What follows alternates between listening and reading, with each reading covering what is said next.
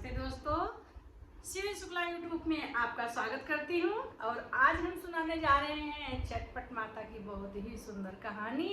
तो आप सुनिए, अगर पसंद आए तो लाइक कमेंट और सब्सक्राइब जरूर करिएगा। आप मेरा मनोबल बढ़ाते रहेंगे तो नई नई कहानी हम आपको सुनाते रहेंगे और आप लोग के उसी से तो मेरा मनोबल बढ़ता है और मैं आप लोगों के लिए अच्छी अच्छी कहानी और गीत लेके आती हूँ। तो आप लोग सुनिए।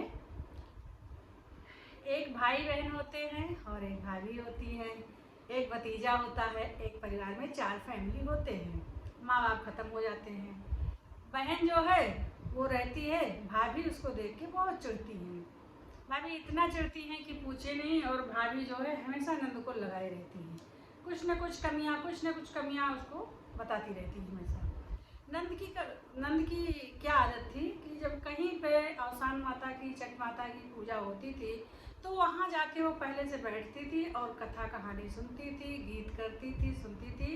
जो सुहागिन औरतें आती थी उनको पानी पिलाती थी और उसके बाद प्रसाद लेके अपने घर चली जाती थी। हर सूख और हर बृहस्पतिवार को वो सुबह ही निकल जाती थी अपने घर से। एक वहीं पे मंदिर बना था जहाँ पे सारी सुहागिन कभी शुक्र को, कभी बृहस्पतिवार को, अवसान माता की पूजा बृहस्पतिवार को होती थी तो वहाँ पहले जाती, और शुक्रवार को चटपट माता की पूजा होती थी तो वहाँ जाके बैठ जाती थी।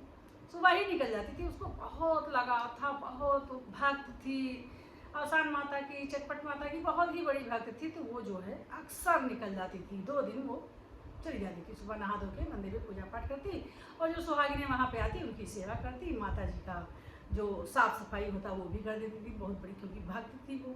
भाभी को ये बात बिल्कुल नहीं अच्छी लग रही थी, बहुत परेशान रहती थी। जब वो घर वापस आए तो उससे लड़ाई करें, झगड़ा करें कि तुम्हारी बहुत गंदी आदत हो गई है, तुम रोज़ निकल जाती हो, सूख को गायब हो जाती हो और बृहस्पतिवार को भी गायब हो जाती हो। तुम्हारे मन में क्या चल रहा है? तुम काम चोरी के कारण चली जाती हो जिससे तुमको काम न करना पड़े।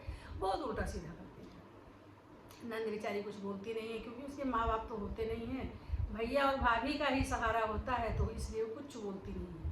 फिर शुक्रवार आता है, फिर वो चली जाती है। बृहस्पति को वो तब भी चली जाती है और अपना जो पूजा वूजा करके सुन के कहानी चली जाती है। जो सेवा भाव होता है वो करके चली जाती है। भाभी बहुत रोक लगाने लगी, बहुत खटकने लगा। आए दिन लड़ाई, आए दिन झगड़ा करती रहती। बेचारी कुछ भी नहीं बोलती थी। नंद सुनती और सुन के रो लेती। उसके बाद में फिर जब बृहस्पतिवार आता तो फिर चली जाती, शुक्रवार आता फिर 2 दिन चली जाती। उसको यही खटकता था कि ये काम ना करना पड़े, इसीलिए चली जाती। भाभी हर समय लगाए रहती, उसको हर समय लगाए रहती, हर समय लड़ाई। जैसे वो आती थी वहाँ मंदिर से तैसे वो लड़ाई करने लगती थी। बहुत परेशान थी। तो एक दिन उसकी भाभी ने कहा आप तुम्हारे भैया को आने दो, अब मैं उनसे शिकायत करूँ, क्योंकि मेरी बात को तुम इस कान से सुनती हो, उस कान से निकाल लेती हो, लेकिन तुम्हारे चाल चलन हमको अच्छे नहीं लग रहे हैं। तुम कहाँ चली जाती हो बृहस्पतिवार और शुक्रवार को, पूरा दिन गायब रहती हो और जो है बहुत देर से आती हो। मैं आप तुम्हारे भैया को शिकायत करके बताती हूँ।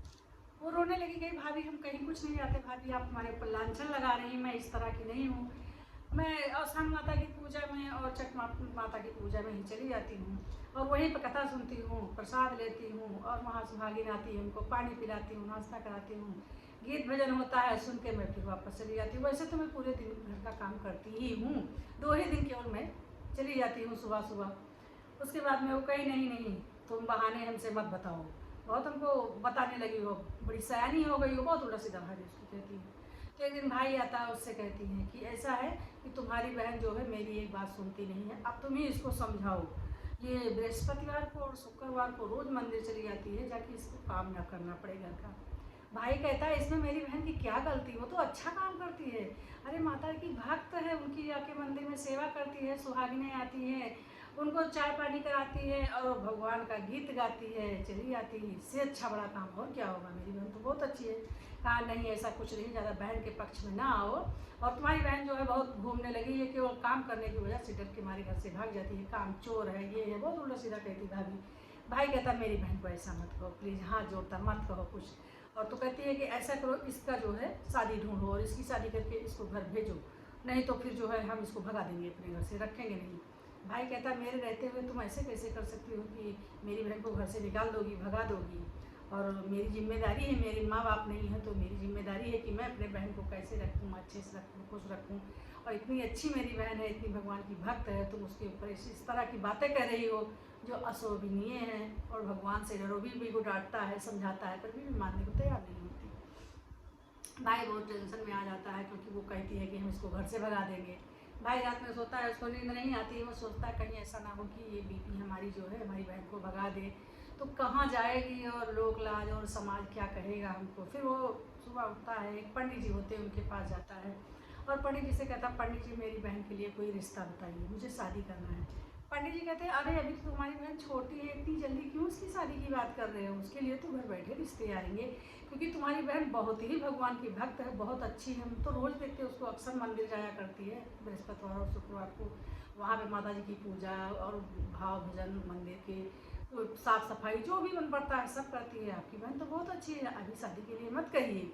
बोलते ही नहीं, हमारी बीवी ने ऐसे ऐसे कहा है, अगर मेरी बीवी ने मेरी बहन को घर से भगा दिया तो हम कहीं के नहीं रहेंगे, और समाज को क्या मुंह दिखाएंगे कि माँ बाप नहीं है और भाई ने बहन को घर से निकाल दिया है, और मेरी बहन कहाँ जाएगी। ये चीज़ तो हम जानते हैं कि मेरी बहन बहुत अच्छी है, पर मेरी बीवी जो है वो भी पागल है, कुछ भी कर सकती है, तो मैं उसकी शादी कर देना चाहती हूँ। पंडित जी कहते हैं, अच्छा आप जाइए, मेरी निगाह में कोई लड़का मिलेगा तो हम आपको बताएंगे। बोले कि ठीक है। थोड़े दिन के बाद पंडित जी आते हैं इसके यहाँ और आवाज़ देते हैं, भाई कहाँ हो कहाँ हो। तो निकलती है, कहते हैं कि हाँ, बीवी भी साथ में निकलती है, कहते हैं हाँ बताइए। तो कहें कि तुम्हारे जो है शादी के लिए कहा था तो एक लड़का हमने ढूंढ लिया है, बहुत अच्छा लड़का है, बहुत अच्छा परिवार है। बीवी चुपके से सुनती है सब चीज़ बातें, और उसके बाद में दिन तारीख रख दिया जाता है। तो वो पति से पूछती है कि कौन से डेट में शादी है, तो पति बताता है। तो वो कहती है कि जो है, पत्नी कहती है कि नहीं, इस तरह से पंडित जी से कहो कि डेट रखें कि बृहस्पतिवार को शादी हो और शुक्र को इसकी विदाई हो। भाई कहता है ठीक है, पंडित जी से बात करके शादी की डेट कैंसिल करा देते हैं, इसी दिन रखी है। बोलती नहीं, हम तुम्हारे साथ चलेंगे। तो कहते भाई कहता चलो भाई, अब तो शादी तय ही हो गई है, बहन की शादी करनी ही है, अब उसमें क्या होना है। वो जाती है उसकी बीवी पंडित जी के पास। पंडित जी से कहती है, पंडित जी ऐसा डेट निकालिए कि जिसमें बृहस्पतिवार को शादी हो, क्योंकि बृहस्पतिवार जो है वो अवसान माता का दिन होता है, और शुक्रवार जो है वो छठ माता का दिन होता है। तो छठ माता वाले दिन विदाई हो और शुक्र वाले दिन बृहस्पति वाले दिन इसकी शादी हो, शुक्र वाले दिन विदाई हो। पंडित जी डेट निकाल देते हैं, उसी दिन होती है। उसके बाद क्या होता है कि बृहस्पतिवार को उसकी बारात आती है। तो बृहस्पतिवार को सुबह ही सब लोग सोते रहते हैं, और उठ के नहा धो के जल्दी से चली जाती है, अवसान माता का पूजा वूजा करके, वो गीत भजन सुन के अपना जल्दी ही चली जाती है। उसके बाद क्या होता है कि शुक्र पड़ता है, शुक्र वाले दिन उसकी विदाई होती है। समय नहीं पाती है बेचारी कि हम वहाँ जाके दर्शन कराएं, चटपट माता के दर्शन कराएं। तो क्या होता है, अपना सोच ही रही है मन में कि आज तो माता जी के दर्शन हमारे हो ही नहीं पाए हैं, पर करें तो उसने कुछ खाया पिया नहीं। बहुत सुबह वो विदाई भागी कर देती है, नंद की बहुत ही सुबह विदाई कर देती है। वहाँ जाके पहुँचती है अपने ससुराल में, तो उसकी सास पानी लेके आती है, कहती बहू पानी पी लो, कुछ खा लो।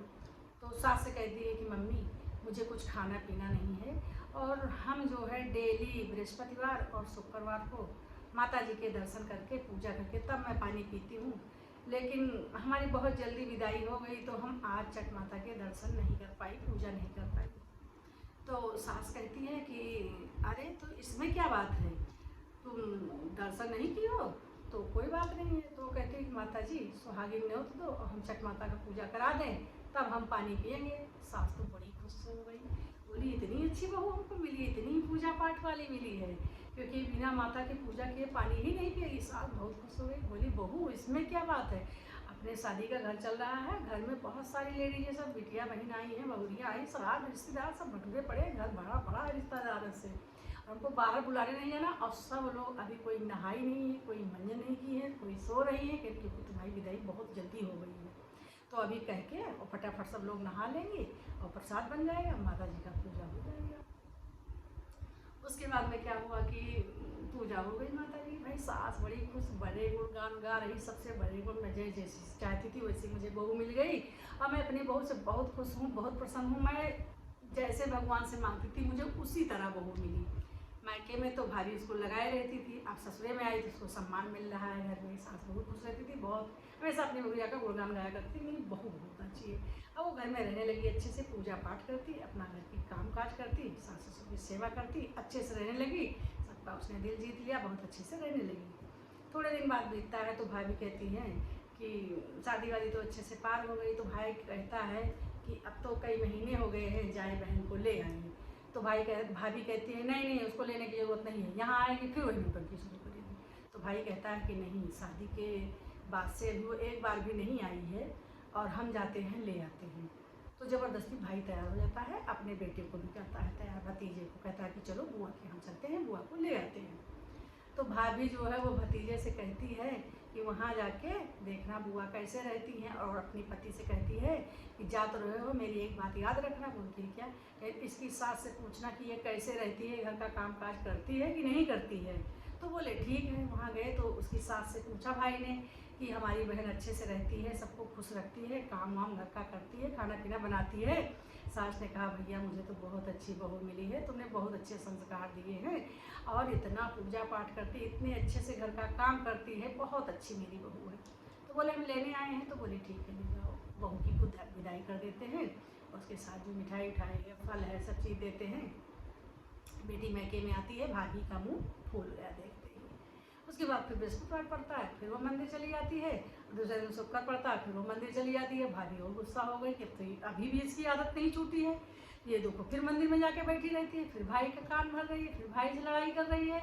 इसीलिए इसको कह रहे थे कि इसको लेके मत आओ, ये जिस दिन भर मंदिर में जाके बैठती है और जब तक हम लोगों की नाक नहीं कटा लेगी तब तक इसका मंदिर जाना छोड़ेगी नहीं है।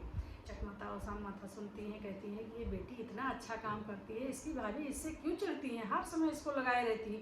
अब ये मंदिर ही तो आई है हमारे, और वो भी इतने दिन के बाद आई है, वो भी पूजा करने आई है, क्योंकि इसी पूजा के लिए इसने शादी करके इतनी छोटी उम्र में भेज दिया है। अब ये बेचारी आई है तो फिर इसको लगाई है। तो दोनों बहनों को गुस्सा आता है, चटमाता को और शान माता को गुस्सा आता है। कुछ बोलती नहीं। उसके बाद में उसको जो है उसके यहाँ से विदाई के लिए आ जाते हैं कि अपनी बहू को विदा करा के ले जाएंगे, इसकी नंद ससुराल फिर जाएगी। तो क्या होता है कि कहती हाँ जल्दी जल्दी भेज दो इसको, माँ गुस्सा होती है। तो जब वो विदा होके जाती है तो भाई को पकड़ के खूब रोती है कि भाई सब बढ़िया है, अच्छे से रहना सब लोग। उसके बाद में जब वो जाती है, रास्ते में रोते हुए जाती है, तो कहती है हे अवसान माता, मेरे मायके में सब अच्छे से रखना, मेरे भाई भतीजे अच्छे से रखें, सबको बहुत हंसी खुशी रखना और सब धन धान्य से भरे रखना। हे माता, मेरे भाई भतीजे की कोई गलती नहीं है। ऐसे रोते हुए कहते हैं और माता का गुणगान गाते हुए चली जाती है। वो घर पहुंचती है, बहुत भयंकर आग लगती है इसके घर में, भाभी के घर में बहुत भयंकर आग लगती है। सारा सामान जल के खाक हो जाता है। चोरी होती है तो थोड़ा सामान बच भी जाता है, लेकिन जब आग लगती है तो कोई सामान नहीं बचता है, सब जल जाता है। सारा सामान जल गया एकदम से। त्राहे त्राहे भूखे मरने लगे, सब रो रहे हैं, बिलख रहे हैं, सब बीमार रहने लगे कि मेरा इतना सामान सब जल गया। जिसके घर में आग लग जाती है उसका तो सारा सब नष्ट हो जाता है। बहुत परेशान होने लगी। उसके बाद में एकदम से दुखी रहने लगी। थोड़े दिन के बाद वो अपनी नंद को याद करती है और अपने पति से कहती है कि जाओ अपनी बहन को देखाओ कैसी है। पति कहता है कि तुमको मेरी बहन से क्या मतलब है, आई थी गाली गुत्ता देके लड़ाई झगड़ा करके उसको भगा दिया, भेज दिया ससुराल, अब तुमको उससे क्या मतलब हो, मेरी बहन चाहे जैसे हो अपने घर में सुखी हो या दुखी हो।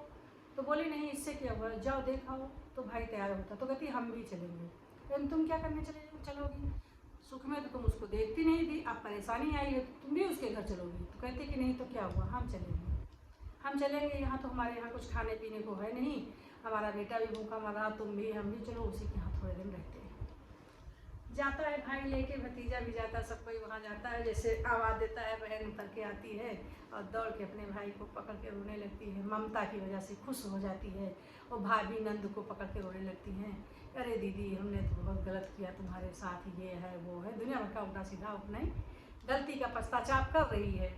तो अब तो हमारे यहाँ आग लग गई, जल गया, सब चीज़ नष्ट हो गया, अब तो भूखे मर रहे हैं त्राहे त्राहे। तो वो मायका बहुत प्यारा होता है लड़कियों के लिए। तो वो खूब रोती है कि भाभी क्या करें, भाभी मेरी तो कोई गलती नहीं है, ये सब कैसे हो गया। तो कहती कि दीदी पता नहीं कैसे, वही नंद को गाली देती थी, अब दीदी कह रही कि दीदी पता नहीं कैसे हो गया, क्या किया जाए। तो हमारा तो राजकाज चला गया। तो नंद कहती है कि दीदी तुम चट माता और अवसान माता की पूजा करो और मानता मानो कि माता जी हमारा पहले जैसे हो जाएगा तो हम तुम्हारी पूजा करेंगे। तो कहती हमारे पास पूजा करने के लिए तो कुछ है ही नहीं, हमारे पास पैसा नहीं। नंद कहती सारी व्यवस्था हम करेंगे और तुम बस पूजा करो। वो अपने मोहल्ले में सुहागिन औरतों को बुला के बृहस्पतिवार को डुबरिया चढ़वाती है और शुक्रवार को छठ माता की पूजा कराती है। उसके बाद में भाभी से कराती है, पैसा सारा उसका लगता है। हंसी खुशी कहती है कि भाभी चलो घर जाओ अपने। तो कहती दीदी चले, अब 10 दिन हो गया, कितने दिन तुम्हारे यहाँ रहेंगे। बोली हाँ भाभी जाओ तुम, अब अपने घर जाओ। तो जब जाती है वहाँ देखती तो उसका महल बना हुआ खड़ा होता है, बड़ी खुश होती है, नंद के बहुत गुणगान गाती है। वहाँ पे जाती है तो अब हर बृहस्पतिवार को वो भी मंदिर जाती है और शुक्रवार को भी छठ माता की व्रत करती है, पूजा कराती है, प्रसाद सोहिनों को खिलाती है। और अब माता जी के लिए उसके मन में बहुत ज़्यादा भाव हो गया भक्ति का और खूब पूजा करती है। तो चटपटा माता ने उसका सब वापस कर दिया और बहुत खुश रहने लगी, उनके गुणगान गाने लगी। तो जैसे चट माता ने औसान माता ने उसका सब गया हुआ राज वापस दिया, सब धन धान भर दिया, इतना बड़ा नुकसान होने के बाद उसको बुद्धि दिया, वैसे माता सबको दे और सुनाने वाले को और सुनने वाले को सबको भला करें। बोलो चट माता की जय।